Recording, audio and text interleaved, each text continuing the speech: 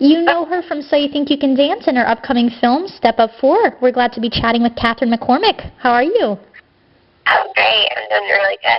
Oh, very glad to hear. So you have to tell us a little bit about Step Up 4. What can we expect from the movie coming up?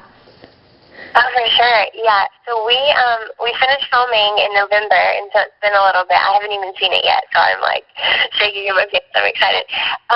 But it's Step Up, so it's obviously similar to the Step Ups that you'd seen before, but this one's a little bit different. It has a lot of different styles that you haven't seen in the Step Up before. So you'll see contemporary, you're going to see a little bit of salsa, a little bit of hip-hop, but all different styles of hip-hop as well. And so this one kind of brings a little bit more versatility when it comes to dancing, which is really exciting.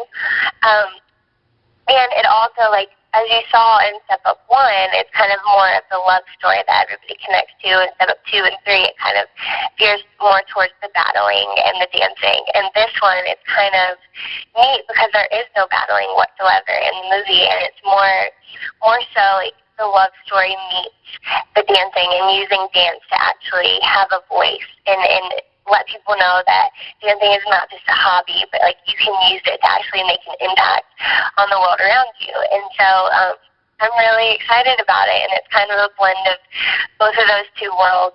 So I think it'll be really meaningful, really exciting and thrilling to watch all the action in it as well, you know. That sounds very exciting. We can't wait. And then you fall in love with Sean in the movie? So how was playing, working with Ryan? It was so incredible. Okay, because we started out and we were in LA and he was training dancing because he had never danced before. He had done like MMA fighting and he had modeled, but he had never danced at all, and so it was completely new to him. And it was crazy because I was the complete opposite, and I had danced my whole life, but I had never acted before. You know, so we both kind of had our weak spots and our strong spots, and it was nice to have someone there beside each other, being that person that would lift the other person up, you know, and kind of give pointers and tips on the things that we weren't used to. But he was out here training for about 3 weeks and just doing different combos and trying to get movement in his body before we went to Miami and started having for real rehearsals. And so I started going to those rehearsals with him and just starting to get to know him and spend time and just building that trust, you know, because it's really hard when you're stepping into something that you don't really know anything about. It's a completely new world, you know. So we just kind of, before we even went to Miami, we developed this trust with each other that was kind of like, okay, when we get there, it's probably going to be pretty overwhelming, but like we have each other, you know, and no matter what, like we're here to talk to, we're here to just like be that support system. And so that was beautiful. And he's a really, really sweet guy, just really down to earth. And it's incredible the way that he picked up movement so fast. So incredibly fast, and he's really good.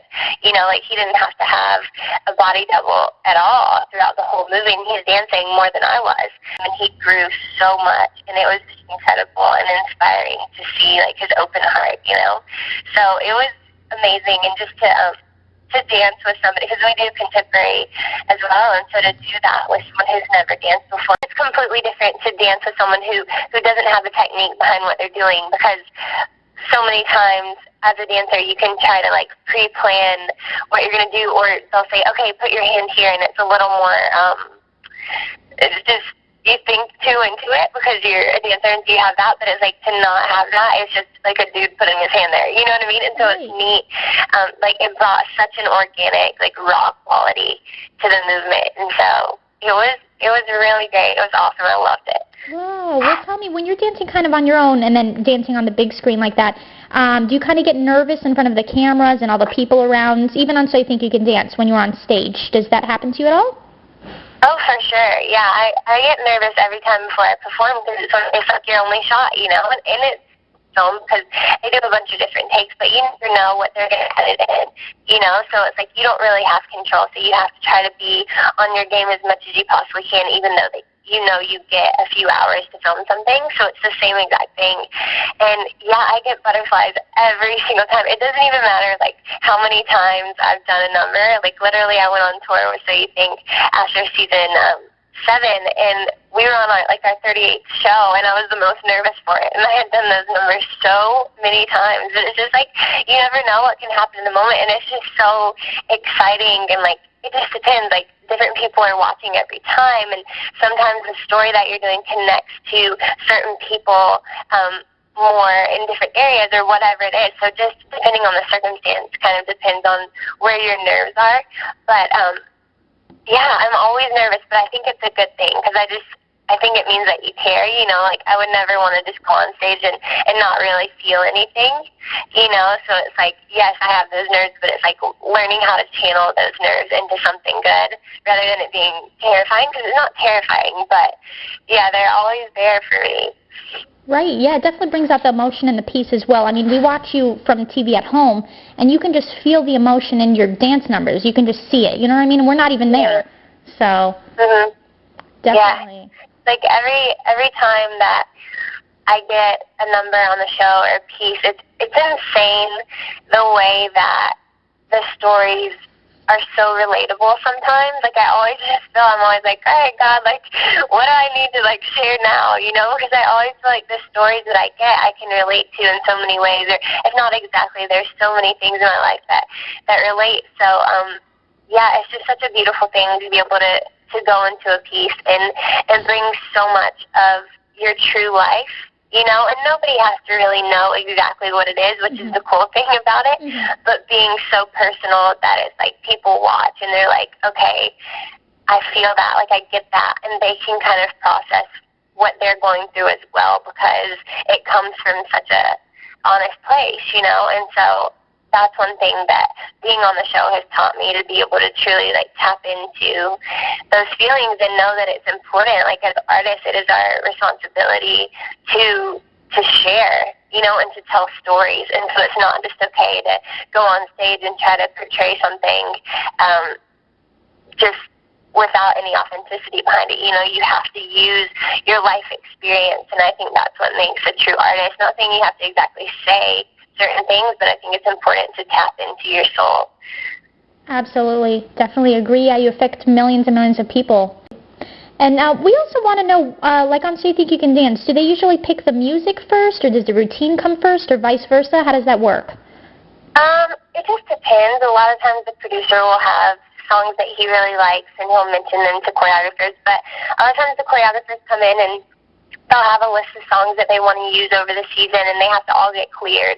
So it just depends on what gets cleared and the amount of time that they need before they go on the show. So it's like, say Stacey, she'll have a list of songs that she brings into the show, and she'll ask to get all of them cleared. And then some of them will, some of them won't, depending on the circumstance. And from there, she'll choose the song. But then if, like, the producers don't totally agree with that, or it doesn't really match, depending on what other pieces are going on, then we'll change it.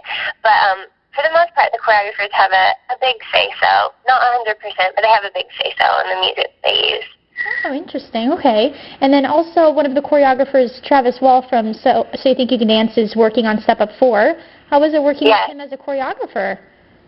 It was so fun. It was awesome because it was just like him and two of his best friends or his assistants, Nick and Teddy, and it was just the four of us all the time, you know, because, like, in the movie, it's kind of me by myself a lot, and so all of my dancing that he did, most of it is just me solo, and so it was really cool to just spend time with him. You know, it was really relaxed. It didn't really feel like a job, you know. It felt like we were just kind of moving together in the studio every day, and it was beautiful. It was incredible. I mean, I love his movement, and it just feels so good on my body. And so it was just kind of like a training period for me, and it was just fun. Like, we were just dancing. It wasn't even any pressure. It was just beautiful to have people in there that, you know, that I really respect what they do and know them, and they know me too, and just, it was just love, you know. It was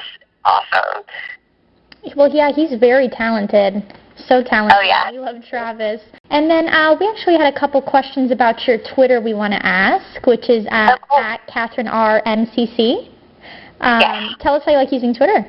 I like it a lot, actually. I mean, there's days when I don't really get on very much depending on what's going on. And then there's days when I get on a lot and try to tweet, and I'll just try to do like the thoughts that I have. Sometimes they're random, sometimes they're deep. But it's neat to just have something that you can go to and kind of see what everyone's up to. I feel like, you know, especially being out in LA, we're in a world where we're constantly just working or training or traveling or whatever it is, and you don't always get to keep up with everyone around you. And so it's a neat thing to have to go to and just be able to kind of see what all your friends are up to when you don't get the chance to talk to them that much, you know? Mm-hmm. So I like it a lot, but then there's times when you use Twitter and it's totally a distraction and you're just kind of like sitting reading about everyone and you're like, okay, I've got to get something done, you know, but that's with anything online that draws you in. But yeah, I like it a lot.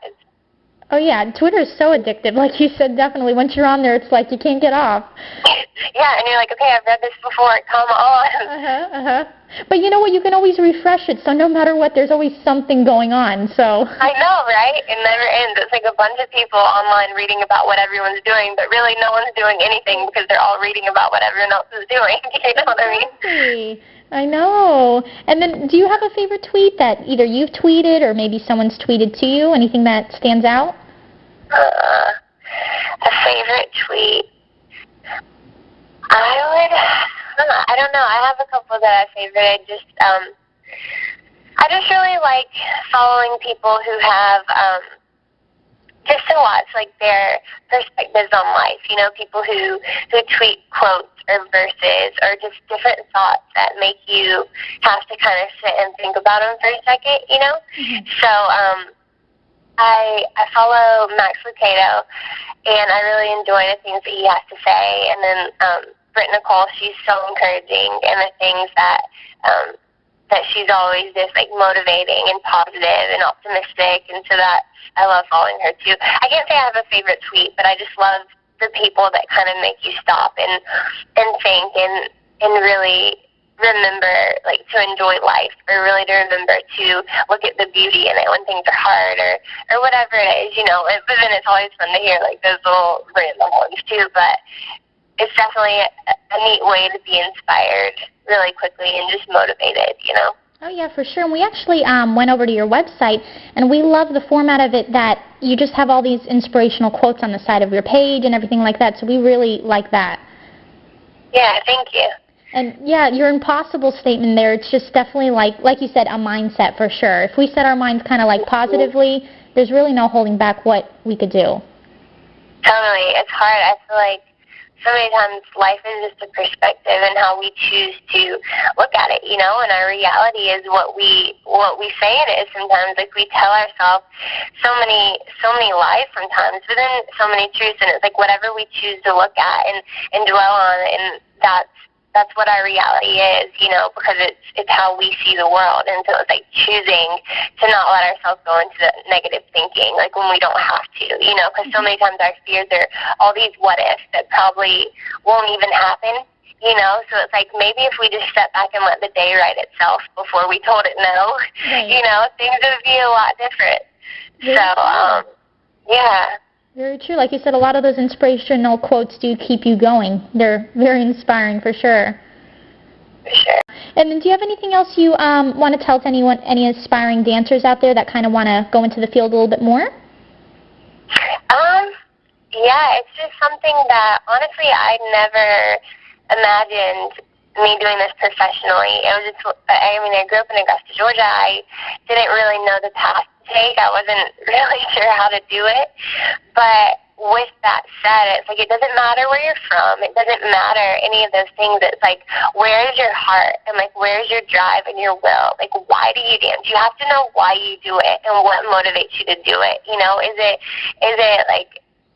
for like your family? Is it something inside of you? Is it for just the physical aspect of it? Is your spiritual journey? Like, what is it? Why do you do it? And you have to like stay true to that. So many times it's so hard because you get out in the industry and you want to be accepted and you want to fit in and you want to be working, but just because you're working in the industry, I don't think that necessarily means you're successful. I think success comes from just how you do things rather than what you do. You know, so remembering that and just working hard, putting in your time, taking class, like taking ballet classes, even though you don't want to, you think you're older, so you've had enough. No, like you've never had enough. Like trying to understand your body in a way that you never have, because it's your responsibility to tell stories through it. And so you have to know your body. You have to respect that and take care of it, you know, like eating healthier. Like that is your tool. You have to put good fuel in your body to make it run, you know? And so like treating your body well, treating your mind well, and just working really hard, and then also not taking it too seriously sometimes, because I think that sometimes we put so much pressure on ourselves, and it's like I find that sometimes when I just surrender it and I let go, that's when things happen, you know? So, yeah, working your butt off and just putting everything you can into it, but also enjoying it, because if you enjoy something, everyone else will too, you know? So just really taking the time to love what you do, and when you get a little bit burnout, taking space and really reevaluating and taking care of your heart and then coming back. That's really well said. Very good said. And I like it from a dancer's perspective, because some people don't see it. They just take dancing as dancing. But like you said, it is an artistic work of art, as you may. You know what I mean? It is. It shows. Yeah. So. Yeah. And is there anything else you'd like to tell your fans out there as well? Just to check you out on Twitter and then your Step Up Month coming up. Yeah, definitely check me out on Twitter and Facebook and everything. And just thank you for all the support and everything that I've done. Like, it's so encouraging to know that there's people out here that follow me and that believe in me and have been encouraged by my opportunities that I've been given, you know. And so I'm just really grateful to be able to just share this journey with everybody. And yeah, just thank you for that. Thank you for the support and the love. It means so much to me, and it wouldn't mean anything if I couldn't relate to other people or I couldn't share it with other people, because it would just be this selfish thing, and it's totally not. Like, it keeps me going knowing that there's an importance in what I'm saying, because I know that people need it, you know. And so to have that, it means the world. It really does.